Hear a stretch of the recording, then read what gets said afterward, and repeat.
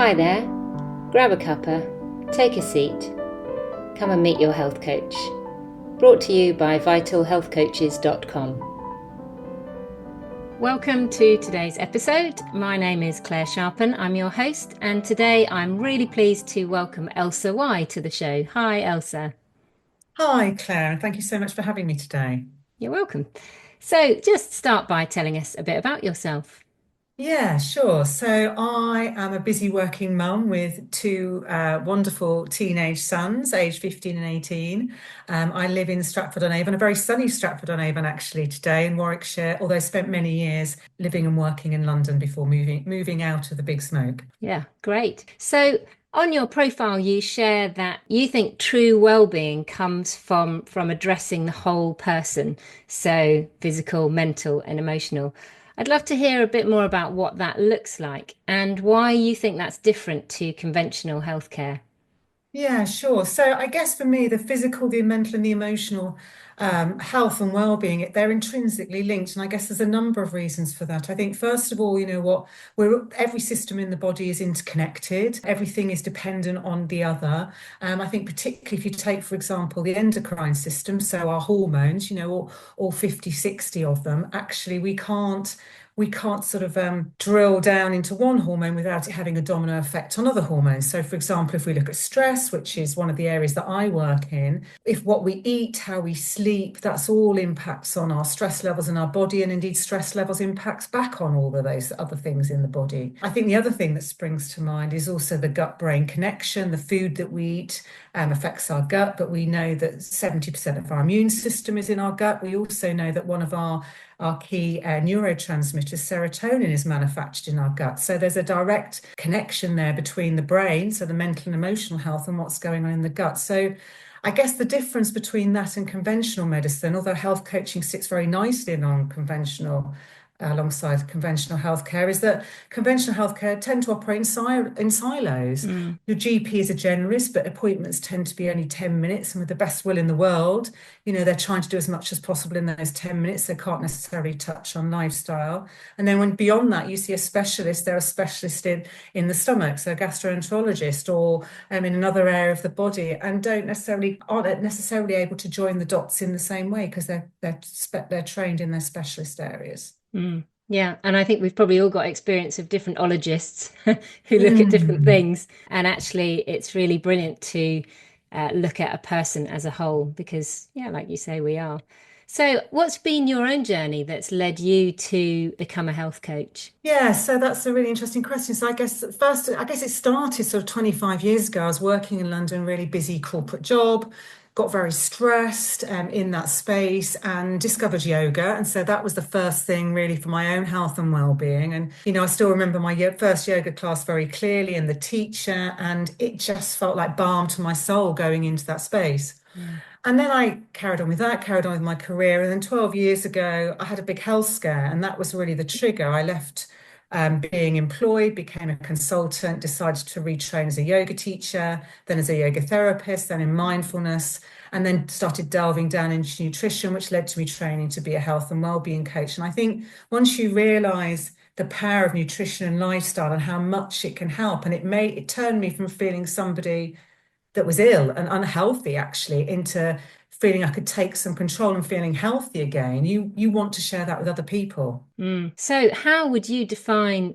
what a health coach is or what a health coach does? Yes, it's a tricky one, isn't it? Because we've got many different hats in the health coaching space. So we're there to provide guidance, advice, science-backed information. And I think that's a really important point because there's so much misinformation out there on social media. And a lot of the clients that come to me, both individuals and also organizations, say, well, how do we know what's true on Instagram? How do we know? So I think when you go to a well-qualified health coach, and there are only obviously well-qualified health coaches on vitalhealthcoaches.com, you know that you're getting somebody that is using science-based, evidence-backed information. And I think that having that assurance is super important. So along with that, it's also a really supportive space to bring in whatever you need. And your health coach is your cheerleader. We are all about getting you where you want to be. That is totally my mission when I'm working with a client. Mm. I think also there's a little bit of I don't know, we maybe call it tough love, a bit of accountability in there as well, because we know that if you're held accountable for things, research tells us that you're far more likely to do it. So it's a really kind of great mixture of guidance, advice, support, accountability, cheering you on, but very much working in collaboration with the client. It's a real team effort and clearly, led by the client and what they want to achieve. Mm, amazing. So you shared a bit about your own journey and your health challenges and previously having a very stressful job and how Mm. yoga helped you with that. So your coaching, one of your focuses is on stress reduction. How do you think stress impacts on our well-being? Oh gosh, well, how doesn't it? I mean, it's stress, ongoing, stress that turns into chronic stress is so pervasive and it has such a huge, profoundly negative effect on our physical, mental, and emotional health. And, it's all about listening to our bodies. And, I meet people that are really stressed that say, well, I can't work out why I'm stressed, but, actually I'm getting digestive issues, or I'm struggling to sleep, or I'm feeling more anxious, or I'm getting more headaches, or I'm getting more muscle aches.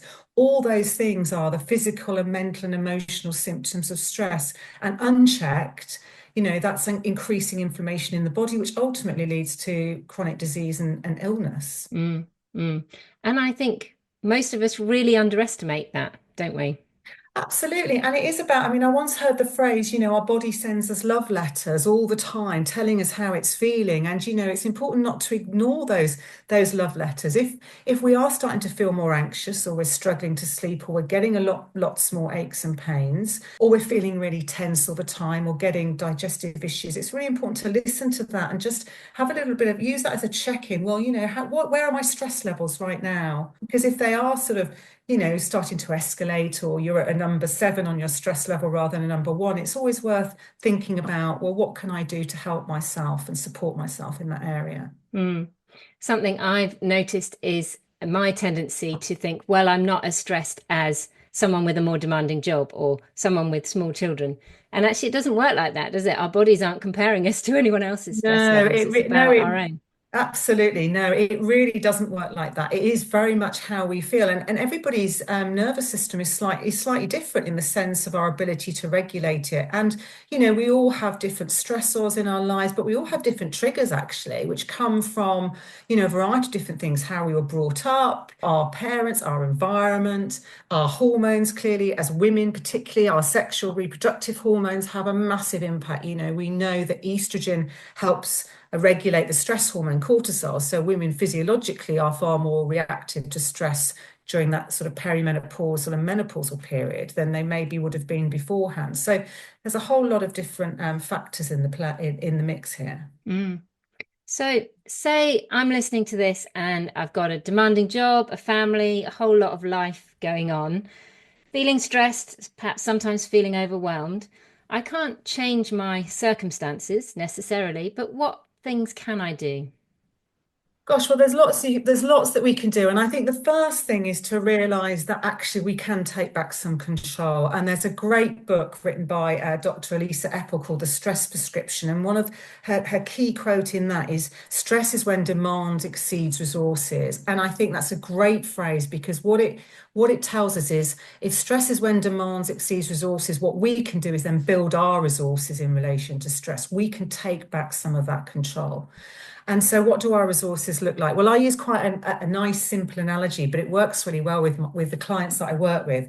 So, if you imagine that you have a bucket of gold coins, and every time you're doing something for your well-being to reduce your stress, you're putting a gold coin in that bucket, and you want to be doing that multiple times a day. So every time you eat something that's good for you, every time you go to bed early, every time you go for a walk, you savor the sunshine, anything that's good for your well-being, you're putting gold coins in your bucket. Now, what of course happens is, in life, those stressors, big, small, will come along and they'll take out the gold coins from your bucket, as will, just life and demands and cooking your kids' tea and having a stressful day, whatever it might be. So those gold coins will also be going out of your bucket. You don't ever want to end up in a scenario where those gold coins are getting low or you're going into deficit, because that's when you start to see the physical, emotional, and mental health issues associated with stress. So keep putting gold coins in your bucket. So what does that look like for stress? Well, what we eat makes a huge impact on managing stress. There are lots of stress-friendly foods. But one of the main things is, for example, balancing our blood sugar, eating good sources of protein, and also reducing down processed, particularly ultra processed foods, for example. Getting outside is a really great stress reliever. If there's one thing you can do in a busy working day, getting outside for 5 minutes, going for a 10-minute walk around the block, moving the body and getting outside is a double win. And also just using, a simple breathing practice. 3 minutes, we know, is enough to regulate the nervous system with a breathing practice. And there's some really easy, simple things that we can do in that space that are accessible. The breath is always with us. It's free. Why not use it more? Brilliant. Right, well, after this, I think I need to go and put some more gold coins in my bucket. You really do, yeah. So if I came to you for health coaching, what could I expect? How does it work? Yeah, so I always start off doing an initial call with people just to see if we're a good fit, if they like me, what I do, how I work, and also just to talk a little bit about what they would want to get out of health coaching as well.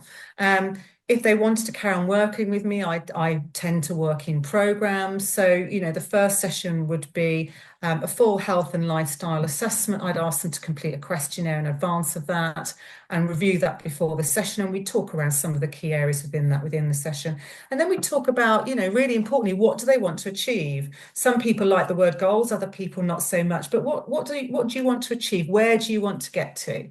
And that could be reducing stress, it could be weight loss, improving nutrition, improving sleep, managing my menopause, whatever it is. And then we will start working on, well, what steps could you start to take and start to explore that. And, within the space, the health coach would provide, or I would provide any information or guidance. So, for example, somebody says, I want to improve my nutrition, I would provide information and guidance around that to support them in that aim. And if they specifically wanted to improve nutrition to support menopause or hormonal balance or reduce stress or weight loss, I would tailor things to support that specific aim. So it's really about personalised support. Health coaches have such a raft of resources at their disposal and are so well trained.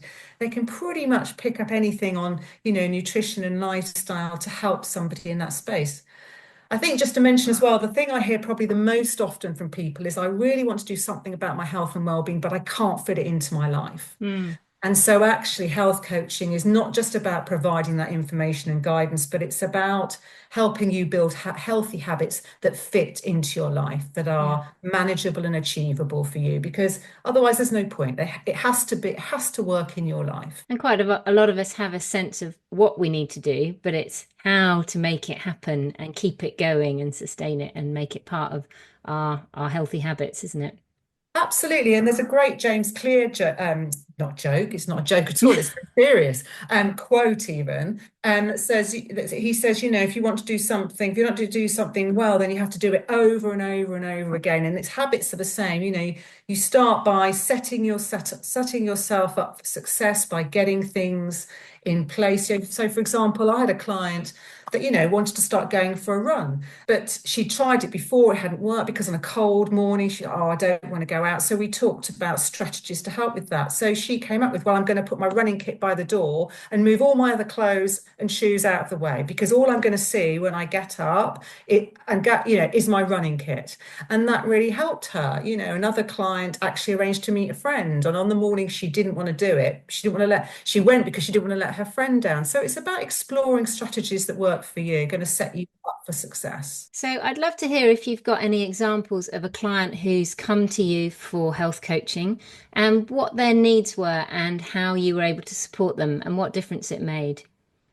Yeah, absolutely. I mean, there's a number, but one in particular was a lady in her late 40s. She is a full-time working mum, had two kids, and was really struggling with stress, and it actually transpired also with just her hormones and being perimenopausal, but also just really doing that juggling act of working full-time in quite a demanding job, a job that she loved, but just not managing to find any time for herself. And so she came to me because she felt really stuck in not being able to find any time for herself, fulfilling everybody else's demands, feeling quite stressed. She also was putting on weight and was getting quite upset about that. It was impacting her confidence as well. So she came to me with all of those things and sort of feeling a bit, starting to feel a little bit. Well, her mood was suffering a little bit as well as were her energy levels. So she wanted to work on a range of different things. And we started off just by sort of clarifying exactly where she wanted to get to. And then, within that, we started looking at small steps that she could take to fit well-being into her life, recognizing that her schedule was very busy. So, part of our work was looking at her day and her week and saying, well, look, let's drill down. When can we find some time for you? So, for example, she identified that first thing in the morning was a good time. She had younger kids, but she could work out, we also talked about how she could incorporate her son doing that with her as well, so that actually she could do her exercise. We also talked about and identified that when she was dropping her kids at a training session, for example, that gave her an hour free time, and she was going to use that time to do a walk, just round the field, so that she was doing something for herself. But also looking at her nutrition and what she wanted to achieve. And she was vegetarian and she was struggling with finding vegetarian sources of protein that weren't processed. So we worked an awful lot on that space actually, and Mm, providing her with recipes and top tips and easy hacks to improve her protein at each meal that wasn't necessarily meat or fish based, obviously, because she was vegetarian.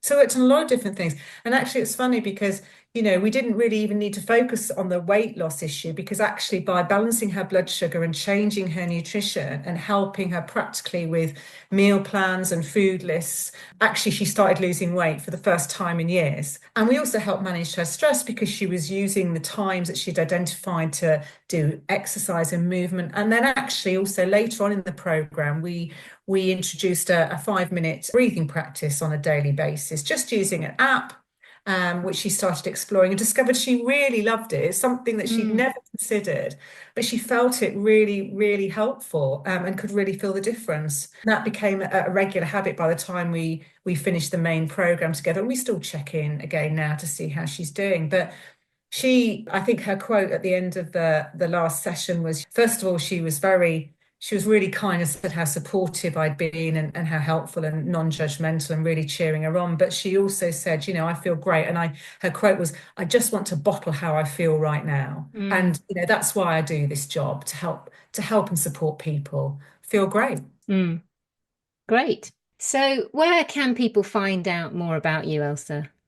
Yeah, so you can find me on vitalhealthcoaches.com. I've got a profile on there and some packages, and there's more packages to come actually. I'm going to be offering a general sort of health and wellbeing coaching package, which allows people to come and work on whatever they want to work on. And also I do a lot of work with organizations on corporate wellness as well, so they can also find me there. Okay. Do you want to briefly explain about corporate wellness and what you do in that kind of space?